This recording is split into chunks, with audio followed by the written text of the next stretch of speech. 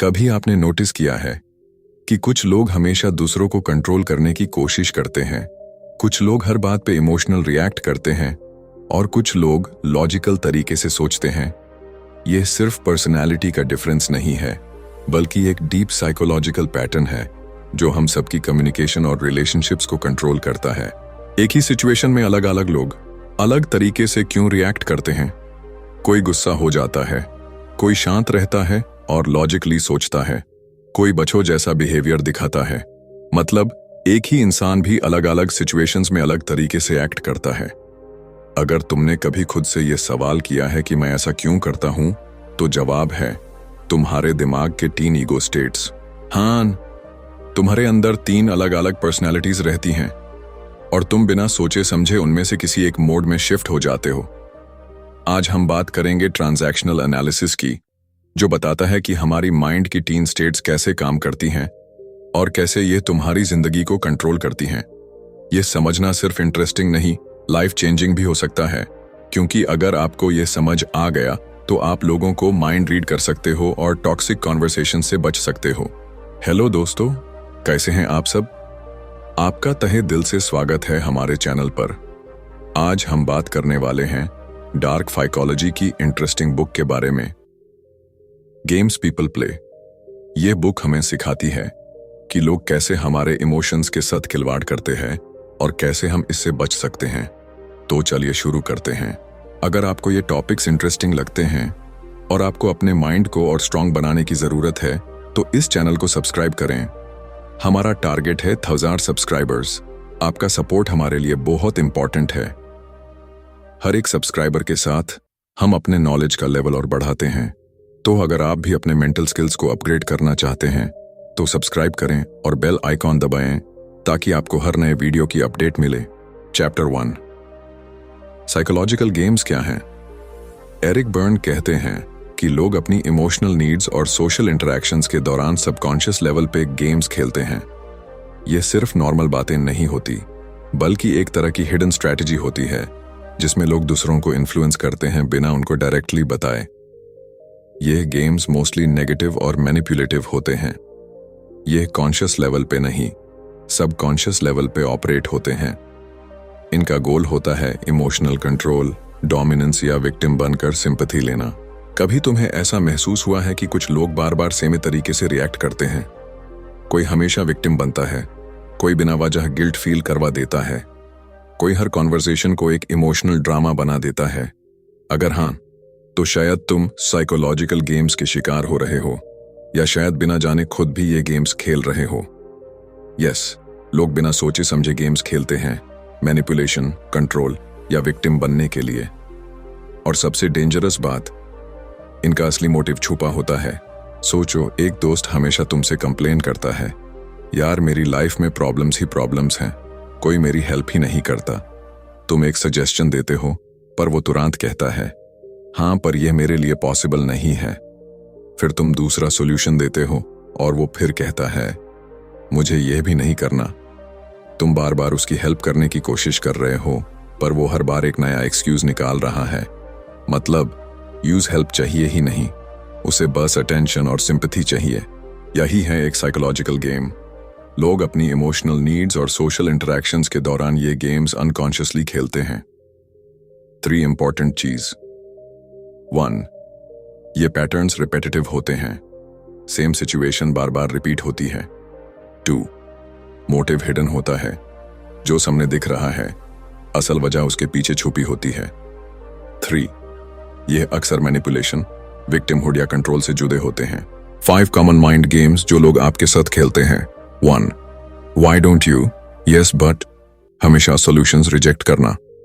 आप किसी को सॉल्यूशन देते हो, पर वो हमेशा एक एक्सक्यूज ले आता है कि ये काम नहीं करेगा।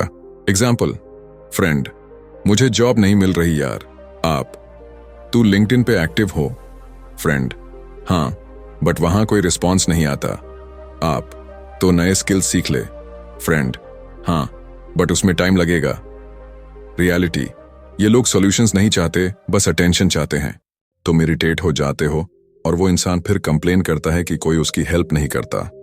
हिडन मोटिव, उसको सॉल्यूशन नहीं चाहिए, बस अटेंशन और सिंपैथी चाहिए। नेक्स्ट टाइम सिर्फ एक बार सॉल्यूशन दो और अगर वो यस बट कहे तो कह दो। जब तुम सीरियस होगे तब बात करेंगे। Game number 2, if it weren't for you, blame game. सब तुम्हारी गलती है। ये गेम वो लोग खेलते हैं जो अपनी फेलियर्स का ब्लेम हमेशा दूसरों पे डाल देते हैं। एग्जाम्पल, अगर मेरी वाइफ सपोर्टिव होती तो मैं सक्सेसफुल होता। मेरे पेरेंट्स ने मुझे ये करियर चूज करने दिया होता तो मैं आज कहीं और होता। अगर तू मुझे रोकता नहीं तो मैं आज बिजनेसमैन होता। मैंने कब रोका? बस तुम्हें सपोर्ट देना चाहिए था। तुम गिल्टी फील करने लगते हो जबकि असली वजह उसकी खुद की चॉइसेस थी। हिडन मोटिव, अपनी रिस्पॉन्सिबिलिटी लेने के बजाय वो हमेशा ब्लेम किसी और पे डालना चाहता है। ये लोग अपनी गलती एक्सेप्ट नहीं करना चाहते और सिर्फ एक्सक्यूजेस बनाते हैं। कैसे डील करे? जब कोई ऐसा बोले तो उसे सीधा पूछो, अगर ये ऑब्स्टेकल ना होता तो तुम क्या करते? ये क्वेश्चन उनको सेल्फ अवेयरनेस देने में मदद करेगा। Game number 3, fault finding game, बस दूसरों की गलतियां ढूंढना। ये लोग हमेशा दूसरों की छोटी छोटी गलतियां ढूंढते हैं ताकि उनको क्रिटिसाइज कर सकें। एग्जाम्पल, मुझे पता था तुम गलत हो जाओगे, तुम हमेशा ऐसे ही करते हो।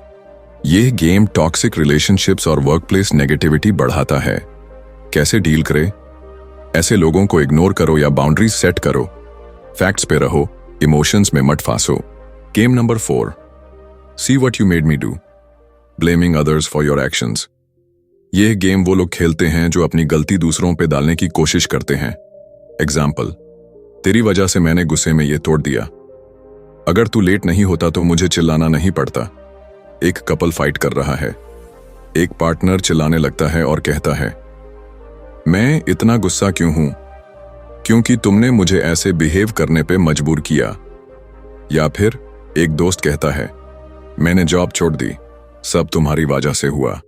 रिजल्ट, तुम गिल्टी फील करने लगते हो जबकि डिसीजन उसका खुद का था। वो बंदा हमेशा अपनी रिस्पॉन्सिबिलिटी दूसरों पर डालता है। हिडन मोटिव, गलती एक्सेप्ट नहीं करनी, बस दूसरे को ब्लेम करना है। सॉल्यूशन, अगर कोई तुम पे अपनी गलती का ब्लेम डाल रहा है तो कामली बोलो, ये तुम्हारा डिसीजन था, मैंने नहीं कहा था यह करने के लिए। Number 5, kick me, self sabotage and victim mentality. यह लोग हमेशा ऐसे बिहेव करते हैं जैसे दुनिया उनके अगेंस्ट है। एग्जाम्पल, मुझे तो कोई पसंद ही नहीं करता, मुझे तो बस हमेशा बुरा ही मिलता है। रियलिटी, ये लोग अपनी नेगेटिविटी से दूसरों को भी डिमोटिवेट करते हैं। कैसे डील करें? एम्पैथी रखो पर उनके इमोशनल ट्रैप में मत फांसो। उनसे पूछो, इसका सॉल्यूशन क्या हो सकता है? यह उनको विक्टिम मोड से निकालने में मदद करेगा। Number 6, I am only trying to help you, help के नाम पे कंट्रोल। यह गेम उन लोगों का होता है जो हेल्प के नाम पे डोमिनेंस दिखाते हैं। एग्जाम्पल, मैंने तो सिर्फ तेरी मदद करनी चाहिए थी, अब तू गुस्सा क्यों हो रहा है? मैं तो सिर्फ सजेस्ट कर रहा था, तुझे ऑफेंड होने की क्या जरूरत है? रियलिटी, यह लोग हेल्प के नाम पे दूसरों को मैनिपुलेट करते हैं। कैसे डील करें? ऐसे लोगों से इमोशनल डिस्टेंस रखो और उनकी गिल्ट ट्रिपिंग से बचो। उनको पोलाइटली बताओ, मैं अपनी डिसीजंस खुद ले सकता हूं, थैंक यू। चैप्टर 2, माइंड के 3 स्टेट्स, तुम्हारी पर्सनालिटी का राज। एक बार सोचो, तुम एक ट्रैफिक सिग्नल पे खड़े हो, सिग्नल लाल है, तुम लेट हो और सामने कोई गाड़ी बिना वजह धीरे चल रही है। अब तुम्हारे दिमाग में 3 आवाजें आएंगी। पहली आवाज, ये लोग ड्राइविंग सीख के क्यों नहीं आते, मुझे ही सबको सिखाना पड़ेगा क्या? ये है पेरेंट ईगो स्टेट। दूसरी आवाज, चलो थोड़ा पेशेंटली वेट करते हैं, अगर ओवरटेकिंग की तो शायद एक्सीडेंट हो सकता है। ये है एडल्ट ईगो स्टेट। तीसरी आवाज, यार मुझे लेट हो रहा है, बस हॉर्न बजा के सबको हटा दो। ये है चाइल्ड ईगो स्टेट। मतलब एक ही इंसान 3 अलग अलग मोड्स में रिएक्ट कर सकता है। तुम कभी स्ट्रिक्ट पेरेंट की तरह सोचते हो, कभी लॉजिकल अडल्ट की तरह और कभी इमोशनल चाइल्ड की तरह। अब समझते हैं इनको डिटेल में। 1, parent ego state, rules, discipline और अथॉरिटी। पेरेंट ईगो स्टेट उन बिलीव्स और बिहेवियर्स का कलेक्शन है जो हमने अपने पेरेंट्स से सीखे होते हैं। जब हम पेरेंट मोड में होते हैं तो हम या तो कंट्रोलिंग होते हैं या फिर केयरिंग। पेरेंट ईगो स्टेट एक ऐसे मोड की तरह है जो सिखाता है, कमांड देता है और रूल्स फॉलो करवाता है। यह तुम्हारी पर्सनैलिटी का वो हिस्सा है जो तुमने अपने पेरेंट्स, टीचर्स या अथॉरिटी फिगर्स से सीखा है। एग्जाम्पल, एक ऑफिस मीटिंग चल रही है। तुम्हारे कलीग ने एक छोटी सी गलती कर दी। अगर तुम पेरेंट मोड में हो तो तुम बोलोगे, ऐसे कैसे काम कर रहे हो, थोड़ा ध्यान दिया करो। जब कोई बंदा दूसरों को क्रिटिसाइज करता है, उनको करेक्ट करता है या रूल्स इंपोज करता है, तो वो कंट्रोलिंग पेरेंट मोड में होता है। एग्जाम्पल, ये कैसे कर रहे हो, गलत तरीका है, तुम्हें ऐसे करना चाहिए। जब कोई सपोर्ट करता है, केयर करता है और दूसरों की हेल्प करता है, तो वो नर्चरिंग पेरेंट मोड में होता है। एग्जाम्पल, मुझे पता है तुम थोड़ा परेशान हो, कोई बात नहीं, मैं हूं ना तुम्हारे साथ। आप ज्यादातर किस टाइप के पेरेंट मोड में होते हो, कंट्रोलिंग या केयरिंग? कमेंट्स में बताओ। Stage 2, adult ego state, logical and rational thinking. अब जो सबसे बैलेंस्ड और पावरफुल ईगो स्टेट है वो है एडल्ट ईगो स्टेट। जब हम एडल्ट मोड में होते हैं तो हम बिना किसी इमोशनल बायस के लॉजिकल और प्रैक्टिकल तरीके से सोचते हैं। फैक्ट्स और डेटा पे based decision making, emotional manipulation से दूर सिचुएशंस को एनालाइज करके रिस्पॉन्स देना, इंपल्सिव रिएक्ट नहीं करना। ये दिमाग का लॉजिकल और प्रैक्टिकल मोड है। ये सिचुएशन को बिना इमोशंस के लॉजिकली एनालाइज करता है और फैक्ट्स के बेसिस पे डिसीजन लेता है। मतलब ये नाइदर पेरेंट होता है न चाइल्ड, ये एक बैलेंस होता है। एग्जाम्पल, तुम एक नए बिजनेस आइडिया पे काम कर रहे हो। तुम्हारा दिमाग पेरेंट मोड में होता तो कहता, अगर फेल हो गए तो। चाइल्ड मोड में होता तो कहता, चलो बिना सोचे समझे सब कुछ स्टार्ट कर देते हैं। पर एडल्ट मोड क्या करेगा? मार्केट रिसर्च करेगा, रिस्क एनालाइज करेगा, प्रैक्टिकल डिसीजन लेगा। बेस्ट पार्ट, अगर तुम एडल्ट मोड में सोचने लग जाओ तो तुम ज्यादा सेंसिबल और स्मार्ट डिसीजंस लोगे।